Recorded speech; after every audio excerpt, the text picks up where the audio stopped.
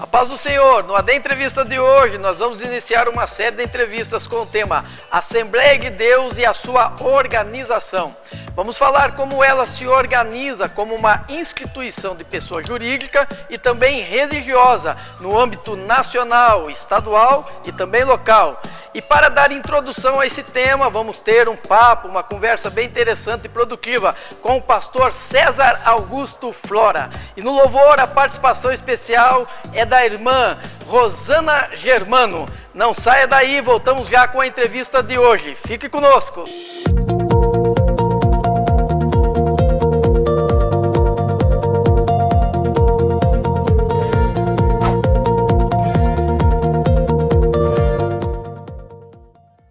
A entrevista de hoje recebe com muita alegria pastor César Augusto Flora.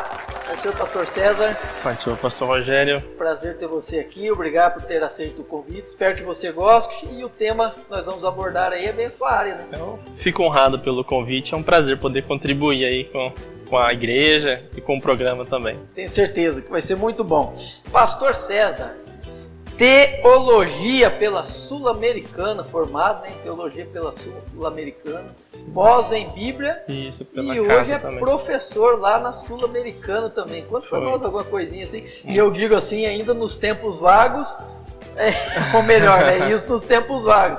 Ainda tem lá o casamento já de 8 anos com a Thay e a Helena. E a Helena. A faculdade foi uma bênção na minha vida. Entrei em 2010, me formei em 2014, 2015 comecei a trabalhar como tutor na faculdade. Aí foi um período de crescimento, de assumindo novas funções, até que surgiu a oportunidade de assumir sala de aula. E aí, pela graça de Deus, me reconheceram lá como professor e estou atuando, né, como professor lá no quadro da faculdade. E nesse tempo de pandemia a gente tem trabalhado de casa, então todo o trabalho está sendo feito em casa. Está sendo uma oportunidade de desfrutar mais da presença da Helena, né? A pequenininha, cada dia aprende uma coisa nova, uma coisa diferente. Então, ao mesmo tempo que trabalha, a gente está ali em casa podendo desfrutar esse momento da vida da Helena. E é interessante que ela nasceu bem no início da pandemia, né? Aqui no Brasil. Nós saímos do hospital, começou a primeira quarentena. Primeira quarentena. Eu lembro quando a gente teve alta, apareceu um caso de Covid no evangélico e estava tudo fechado, os enfermeiros com aquela máscara N95 de plástico. Eu falei, meu Deus, está acabando o mundo. Foi bem no início, né? Uma criança que nasceu aí, bem dizendo, na pandemia. Mas está aí crescendo na graça e na sabedoria. Saudável, muito espertinha. Pastor César, que bom ter você aqui. Nós vamos falar um tema aí que nós estamos aí numa nova série, a igreja e a sua organização. E já para começar, nós assim pensamos, a igreja, como que é que ela funciona? Então nós sabemos que ela normalmente é uma pessoa jurídica, mas tem também a parte funcional religiosa. Então organismo e organização. Uhum. Qual que é a diferença entre essas duas partes, organismo e organização? Uhum. Bom, acho que há várias diferenças que a gente pode colocar. Princípio duas. Primeiro, enquanto organismo, normalmente nós estamos fazendo referência à imagem do corpo que o apóstolo Paulo apresenta na sua carta ao Coríntios, né, em outras cartas. Então a igreja, enquanto um corpo, que Cristo é a cabeça, ela é um organismo, né, o corpo é um organismo. Então normalmente quando a gente fala da igreja enquanto um organismo, é esse aspecto espiritual da igreja enquanto corpo de Cristo. Sim. Né? Só que enquanto corpo de Cristo, a gente se organiza historicamente. Os diferentes grupos em diferentes lugares se organizam enquanto igreja, né? E essas organizações nós chamamos de instituição, né? Ou organização. E ela gira em torno de determinados valores, determinadas crenças, determinados comportamentos, determinadas regras, normas. Então, esse corpo de crentes em Jesus que se reúnem no momento histórico debaixo de uma determinada forma é chamado de organização. E a organização ela é importante porque é a partir dela que um apoia o outro, a igreja potencializa a sua possibilidade de ação. Então, essa seria uma primeira distinção entre uma imagem teológica e outra organizacional, institucional. Enquanto instituição, aí a gente adquire terreno, constrói templo, né? Enquanto instituição, para servir a função que é do organismo. Mas, enquanto instituição, a gente pode falar também de organismo. porque qualquer instituição tem que funcionar bem, né? Todas as suas partes, os seus grupos, precisa funcionar em harmonia para que a instituição tenha qualidade. Senão a gente tem uma instituição doente também, né? Legal. Olha, mas dentro disso, então, nós podemos dizer que, assim, de uma forma mais resumida, o organismo seria o corpo da igreja em si, né? O corpo de Cristo, a igreja, Cristo, corpo de Cristo, si, aspecto e a espiritual. organização Isso. seria tudo aquilo que envolve a igreja, forma de organização, funcionamento isso. de um todo. Bem, dentro deste funcionamento orgânico da organização, como que a Igreja Assembleia de Deus se organiza? Bom, aí é interessante a gente já falar de início que cada grupo desse, de crente, vai se reunir de uma forma distinta. Temos os nossos irmãos batistas, que se reúnem de uma forma, os presbiterianos de outra, e ao longo da história nós fomos construindo também a nossa forma de organização. Tá? Em questão de relação de templos, nós temos uma distinção básica que é entre sede e congregação, né, que está aí na mentalidade de todo mundo. A sede é onde fica o lugar administrativo de um campo eclesiástico. Mas e todas também é uma igreja, né? Também é uma, vamos dizer assim, também é uma congregação, só que a gente chama de sede administrativa, né? E todas as outras que são chamadas de congregação. Então essa é a nossa organização de relação com os templos. E a gente tem uma hierarquia funcional, né? Aí nós temos o presidente, os obreiros, os pastores de congregação, e dentro das congregações, entrando no nosso assunto de hoje, nós temos também os departamentos que funcionam aí como peças nesse conjunto, né, para o bom funcionamento da organização. Isso é histórico, né? Histórico. E isso é importante ressaltar, porque assim, às vezes a gente olha para a igreja hoje e acha que desde o Daniel Berg e do Gunnar Wing, a igreja é assim. Já nasceu desse jeito. Já nasceu com os departamentos, nasceu com toda a hierarquia e estrutura. Não. Foi um processo de construção ao longo do tempo. 18 de junho de 1911, né? Isso. E vai todo esse processo de estruturação da igreja. Ela vai ganhando forma ao longo desse tempo, né? E o departamento vai ser assim, um desenvolvimento que acontece no meio dessa história a fim de atender melhor as necessidades do povo de Deus. Tá. Os departamentos fazem parte do organismo, mas seriam como pequenos organismos dentro de um todo da igreja. Isso, né? São instrumentos dentro da instituição. Tá? Se a gente pegar, eu acho que 2 períodos convém destacar para perceber quando é que aparece essa ideia de departamento mais forte.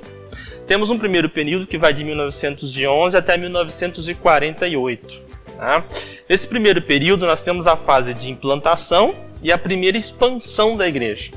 Então, nesse primeiro momento, nós temos os missionários suecos, nós temos um grande número de irmãos nordestinos, né? E a igreja está se expandindo pelo Brasil. E nesse primeiro momento, a maioria dos irmãos que se achegam à igreja são advindos do catolicismo. Então, quando todo mundo vem do catolicismo, diz assim, a forma de tratar com todo mundo é mais ou menos igual. Porque está todo mundo nesse processo de conversão, nesse processo de aproximação da fé. Então vai esse primeiro momento, que vai até 40, 48, que a gente tem, vamos dizer, uma forma meio padrão de lidar com todo mundo dentro da igreja. A partir da segunda fase, que vai aí de 46 até 88, se a gente pegar desde a década de 40, nós temos já a segunda geração de assembleianos.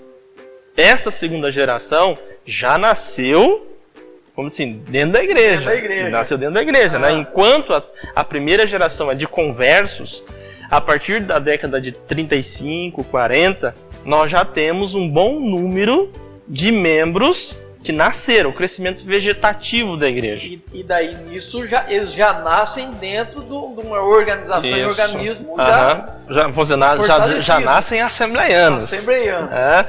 Então, essa juventude que agora está chegando na idade, né, seus 18, seus 20 anos, a idade de jovens, eles nascem já na cidade. Enquanto a primeira liderança ela é formada no contexto rural e vem para a cidade, essa segunda geração de assembleiano nasce na cidade. Então, ela tem uma forma diferente de se relacionar com a cultura da cidade, né? E também conhece muito bem a estrutura da igreja e não tem um passado católico. Já nasceu na igreja. E essa segunda geração vai colocar um pouco mais de pressão nas suas necessidades, né? E aí que surge a questão, como que a gente vai pensar essas organizações para servir melhor as necessidades da igreja. Perfeito. E aí, nesse momento, começa a se estruturar um pouco mais a ideia de departamento, né? E aí o departamento, geralmente, ele surge em torno de um vocal, de um grupo. Isso estrutura atividades em torno disso, escola dominical, ensaio, evangelismo. Separadamente. Isso, né? Então, se institui normalmente em torno desse vocal, desse grupo. Segundo, é uma ferramenta para atender as demandas da igreja. Então, assim, não criou um departamento porque, o que a gente vai fazer? Vamos inventar um departamento aí. Só para ter alguma coisa. Não, era uma necessidade pastoral e para atender essa necessidade pastoral... Até porque a igreja deu um rumo, assim, né, de crescimento, né? Então, frente à necessidade pastoral, você tem a criação do departamento. Em terceiro lugar, ele se mostra como um lugar de construção de relacionamentos, né? Então, como nessa época a participação nos departamentos era muito alta, então a pessoa chegava na igreja, se convertia, logo já era direcionado para o departamento de mulheres, departamento de jovens, né? Então é interessante pensar que a ideia de departamento, ela não nasceu lá no início.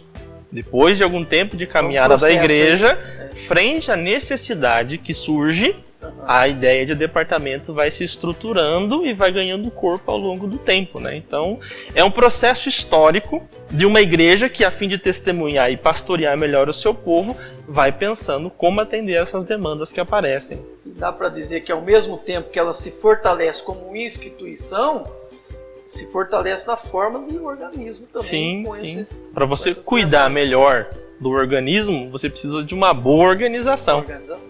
Porque numa boa organização, bem distribuídas as atividades, o corpo é cuidado, né? Bom, nós temos aí a nossa divisão assembleiana mesmo, né? Da Assembleia do Belém, igual eles falam.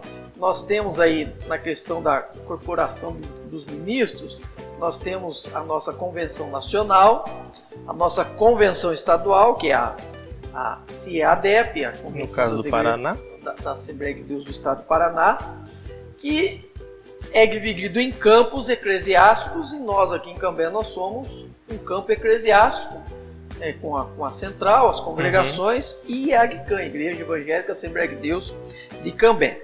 E dentro disso nós também somos uma igreja organizada com departamentos locais e gerais, e esse é o nosso foco dessa série agora.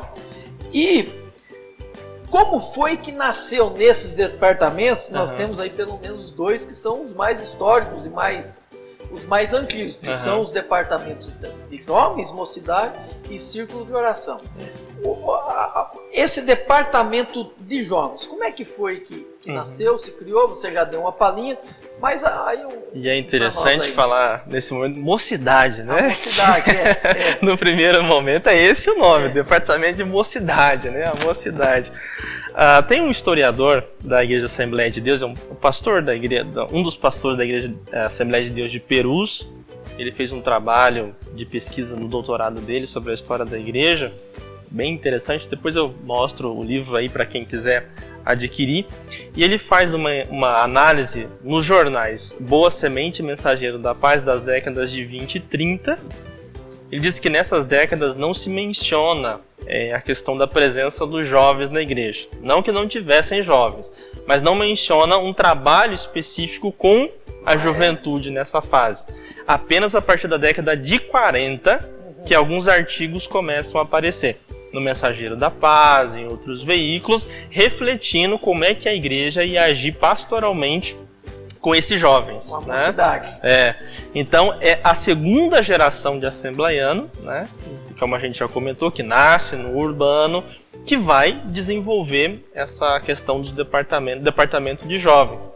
E é interessante pensar que já nesse momento, querendo ou não, nós vamos ter um conflito de gerações, né? Mesmo que seja pequeno, nós temos a primeira geração de líderes formada na dimensão rural, que veio para a cidade e que, em certo sentido, rejeita alguns aspectos dessa vida urbana, E os jovens, a geração jovem, lá da década de 50, década de 40... Aquela época, a cabeça mais jovem, cabeça mais jovem, né? Da década de 50 e 40, eles querem trazer também algumas coisas novas, algumas coisas diferentes para a liturgia. Então, a gente tem um fator de...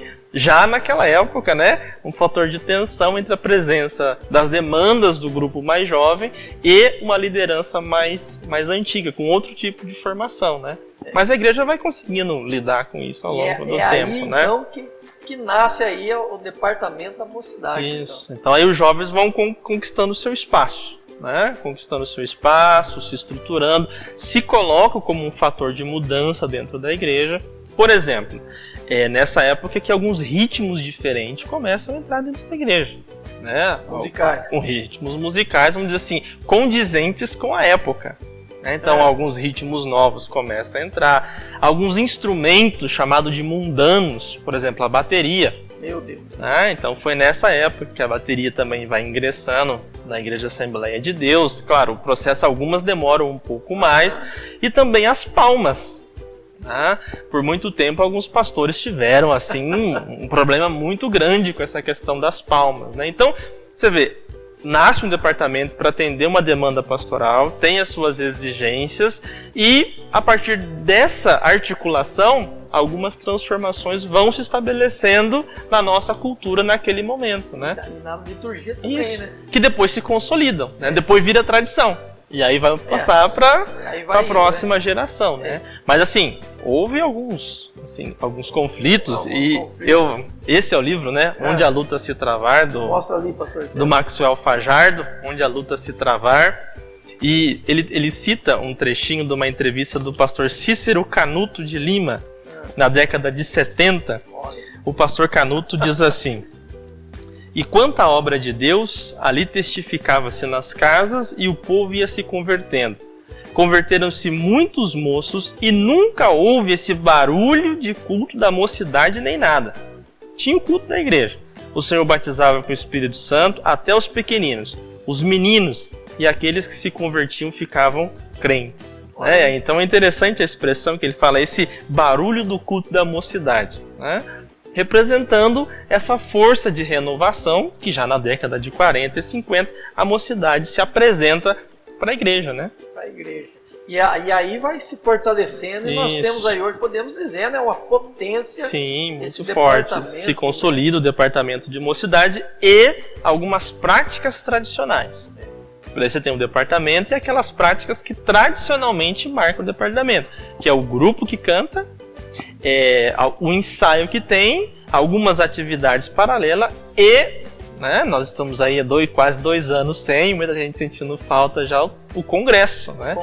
Que vai se estabelecer também nessa época como uma inovação. Em específico para aquela faixa ali etária. Isso, então para a primeira geração o congresso era uma inovação. Só que daí ele se incorpora na nossa tradição e se torna uma tradição, até uma pressão pra gente, né? Ao longo de todo esse tempo aí, a questão dos congressos. Aqui no Paraná nós temos aí o Departamento Geral dos Jovens, que é a UMADEPAR, né?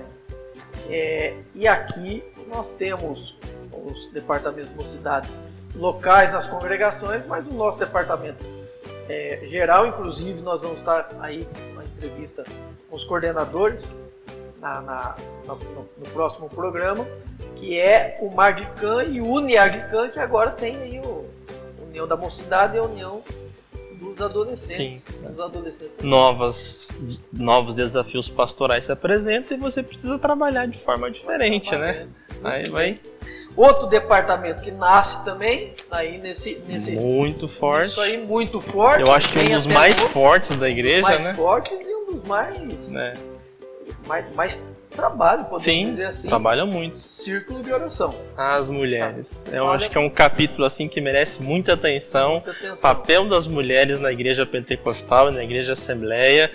A gente pode dizer assim que essas mulheres são as formiguinhas que trabalham muito mesmo. Desde lá. Desde o começo. Tá? No começo da Assembleia, a gente tem uma que se destaca, E assim, gera uma tensão um pouco naquele momento, e que é a esposa do Gunnar, a Frida. Né? Ela cantava, pregava, dirigia culto, escrevia artigos, fazia tradução, escrevia hinos. Então ela era muito ativa. Né? E esse papel muito ativo da Frida acabou gerando algumas tensões com a liderança masculina da época, né? Mas ao longo de toda a história as mulheres tiveram uma participação muito significativa, e o círculo de oração se coloca como uma concretização também dessa participação, né? Quando que surge esse nome, círculo de oração? Eu encontrei duas possibilidades, né? Uns dizem que desde 1920 as missionárias suecas já faziam essa reunião de oração em círculo, né? Círculo de orar para a oração. E outros dizem que foi a partir da década de 40, né, em Pernambuco, né, no Recife, que começa a se tomar corpo também essa expressão círculo de oração. Então, o que o círculo de oração fazia? Eu acho interessante, tem um artigo de um pastor da década de 70 também. Ele escreve assim: o círculo de oração, como seu título indica, é para oração.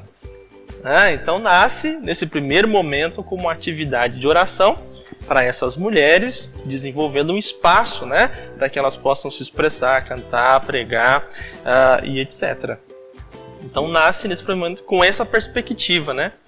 E aí vai, segue, toma força. Isso. Nesse primeiro momento também é interessante frisar a forma como o trabalho se estrutura. Porque normalmente o trabalho das mulheres era no período da tarde. Porque nessa época nós temos um grande número de mulheres que a sua principal tarefa é o lar. No lar, né? Na casa, né? Não trabalham fora. Né? Todo o seu trabalho é o trabalho doméstico, o labor doméstico. E elas tinham facilidade para no período da tarde estarem na igreja. Então essas reuniões das mulheres, o círculo de oração, aconteciam normalmente à tarde ou na parte da manhã. Tinha a sua consagração, a oração. Aqui no Alvorada, na época era a congregação do Alvorada, eu lembro quando eu era pequeno, minha avó era líder do círculo de oração, participava, e às vezes a gente vinha ficar na casa dela, eu não sei se era dia de quarta, que dia da semana, ela vinha, chegava 8 horas da manhã aqui na igreja, e ela saía daqui, eu acho que 3, 4 horas da tarde. Olha, passava um dia quase amanhã inteiro, orando, orava até o início do culto, aí faziam o culto e depois elas iam embora. Então elas tinham essa facilidade. Agora, com o passar do tempo, as mulheres precisam trabalhar fora. Então você tem um número menor de mulheres disponíveis a estarem nesses horários alternativos. Aí você vai encaixar num sábado, encaixar num outro lugar, e também se concretiza o trabalho com o vocal, com o coral das irmãs. E da mesma forma que os jovens, o coral se fortalece, a presença feminina, e começam os congressos também. E até que os congressos se colocam como uma tradição para nós também até hoje. E aí vem se fortalecendo. Hoje, mais do que nunca, esse departamento de mulheres, né? Círculo de oração, cada vez mais forte aí, não só na Assembleia de Deus, mas em todas as igrejas, as mulheres têm feito a diferença aí, né? Sim, muito ativas, muito ativas. Aqui na Central nós temos o Vidas no Altar, que é o coral feminino, né, o trabalho do círculo de oração, nas terças-feiras aí, às 8 da manhã, a consagração com as irmãs, e o departamento geral, que é a UFAGCAM também, que nós vamos estar aí falando com a coordenadora geral também, numa dessas séries nossas de entrevista. Pastor César, para nós irmos encerrando aí a nossa entrevista, tá legal, mas a Sarinha já tá lá. Qual que é o desafio pastoral para com os departamentos nesse tempo nosso, para manter, para crescer, né? Eu coloco duas questões pastorais. A primeira é a gente encarar as atividades que nos foram legadas pela tradição enquanto atividades que foram sendo construídas como respostas pastorais da igreja aos desafios do seu tempo. Então a forma como nós nos organizamos os jovens, algumas atividades, elas refletem o quê? Elas refletem respostas contextuais que a Igreja Assembleia foi construindo ao longo do tempo para melhor pastorear a igreja. Então, gente, é bom encarar, enquanto construção histórica, Pra gente achar que não foi um negócio que, de um dia pra noite caiu do céu e o Daniel Berg e o Gunnar Wingre traçaram a diretriz como é que deveria ser. Não, o Daniel Berg e o Gunnar Wingre nem fundaram nada disso, né? É um processo que a própria igreja, frente à sua necessidade, responde de forma criativa e contextual para melhor pastorear o povo de Deus. Então acho que é importante para a gente não sacralizar algumas coisas, mas entender a sua natureza e o seu propósito.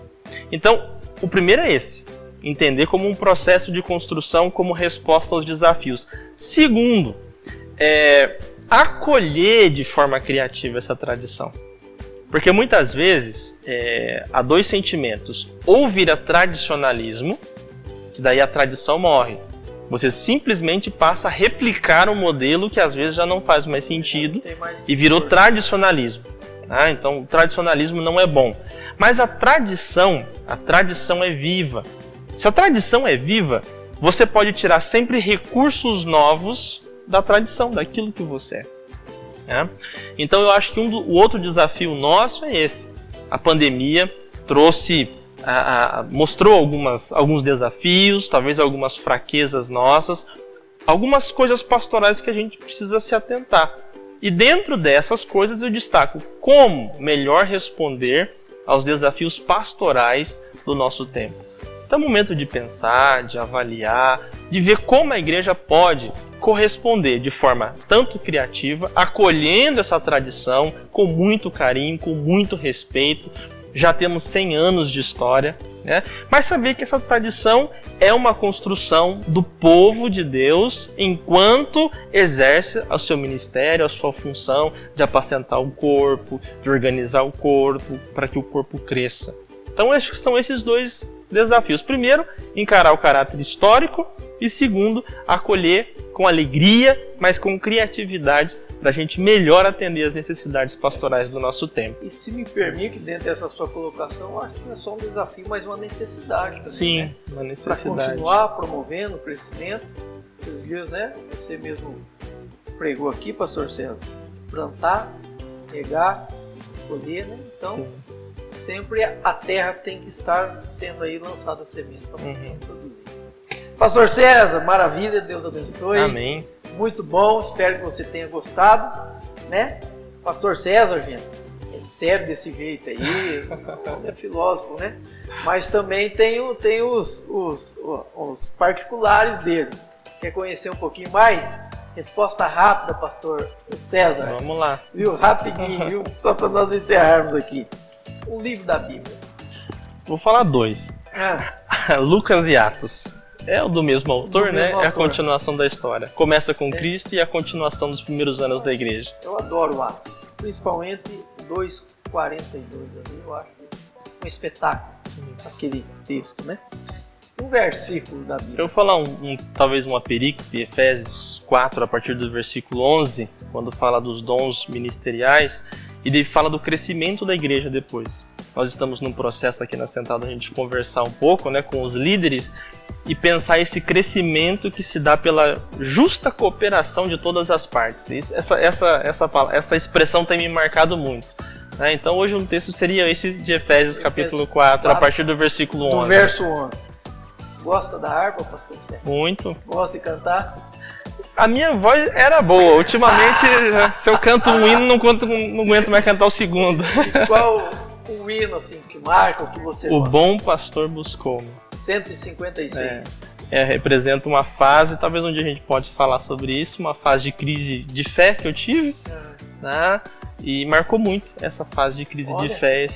Eu só voltei realmente porque assim, o Bom Pastor me buscou nessa minha crise que tive. E essa mensagem desse hino é linda, gente. O Bom Pastor buscou. Sim, me marca muito. Pastor César, muito bom ter você conosco aqui, sua experiência, o seu conhecimento, né? E poder compartilhar com nós. Espero que você tenha gostado, você aí em casa, Pastor César.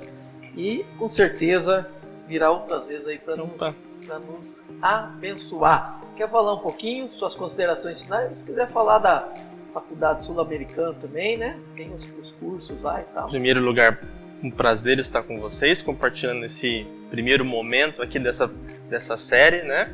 Que seja momentos aí de crescimento e de reflexão pra gente. Em segundo lugar, o pastor Rogério deixou a minha entrada aí para falar da faculdade. Estou ali na Faculdade Sul-Americana. Se você está procurando um bom curso de teologia, nós temos o nosso curso online, o nosso curso presencial. Me procure, né? Fala com o pastor Rogério, se não tem o meu contato, me procure, que a gente pode conversar e ver uma possibilidade, se você tem um sonho aí de fazer um curso de teologia, um bacharel em teologia. Pois é. E eu sou suspeito para falar, minha formatura é amanhã. Opa! Pastor César, Deus abençoe. Muito obrigado por estar conosco aqui. Pastor César também é o nosso co-pastor aqui na Central. É o meu pastor aí também. Não saia daí, fique conosco. Nós vamos ouvir agora uma linda canção com a irmã Rosana Germano. E logo após nós voltamos com um recadinho mais que especial para você. E o pastor César vai fazer a oração e nos dar a bênção apostólica também. Deus abençoe. Fique conosco.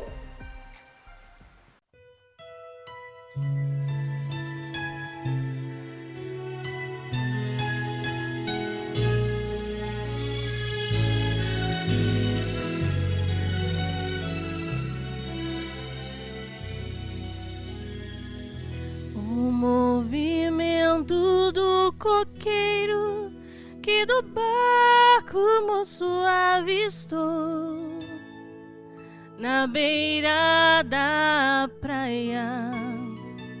Tem coisas que na vida a gente não consegue esquecer jamais, como alguém que morre por amar, saber na dor de Jesus me fez chorar, mas lembro ainda hoje a dor das mãos, a dor dos pés, a dor dos espinhos. Sofreu Jesus de Nazaré por me amar demais.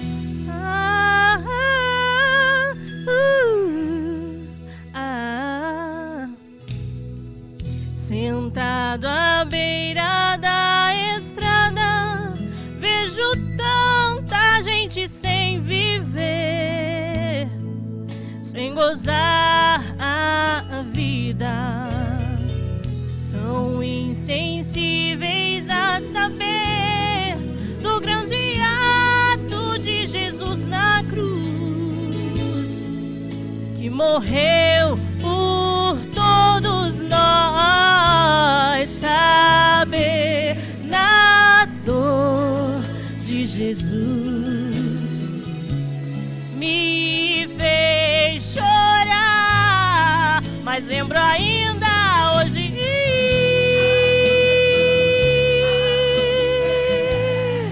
a dor dos espinhos.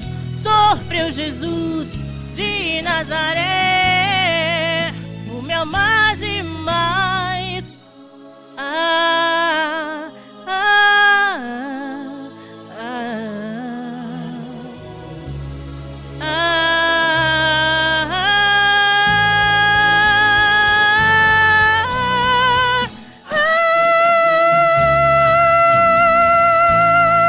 A dor dos espinhos.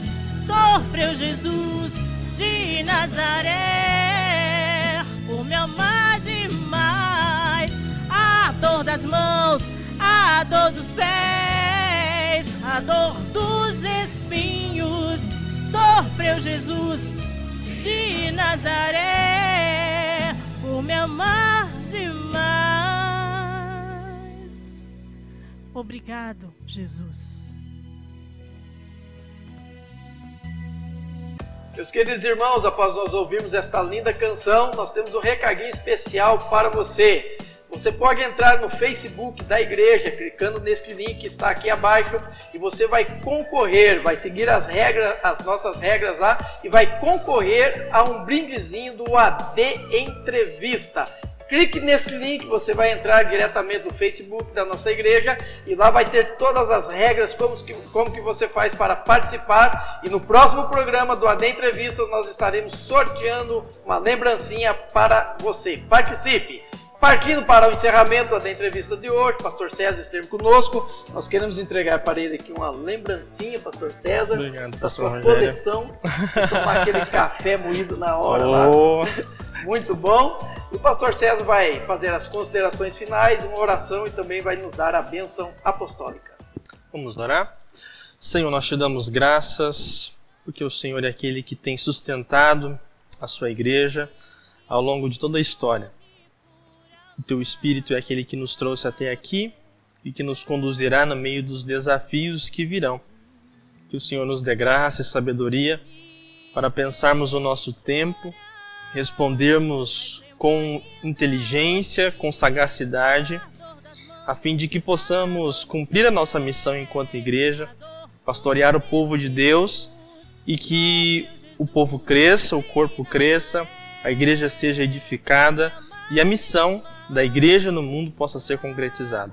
Dá-nos a tua graça, trabalha em nossos corações e mentes. Essa é a nossa oração em nome de Jesus. Amém. Amém. Que a graça do Senhor Jesus, o amor de Deus e a comunhão do Espírito seja com você e com a sua família. E a gente diz junto?